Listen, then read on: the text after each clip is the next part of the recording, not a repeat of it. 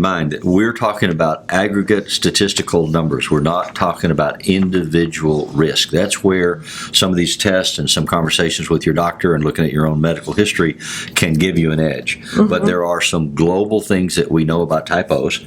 And in regard to that, there are some global diet suggestions that may improve your immunity, your avoidance of certain infections or illnesses, or that if you don't follow them can increase the risk that you're going to have something bad happen to you. Right. And so we always want to make sure that we say, we're talking about statistical aggregates. On the whole, the data suggests of this huge population of O's, these are general criteria. But for you as an O, they may not be applicable.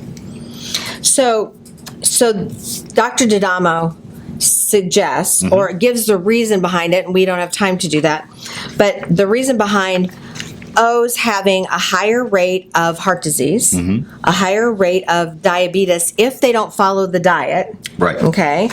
A higher rate of inflammation, like, let's see, he gave the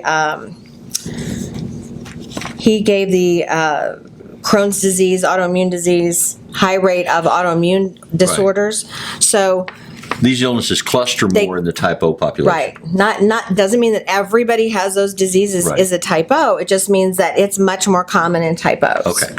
And then also, people who had type O had high triglycerides often. If they didn't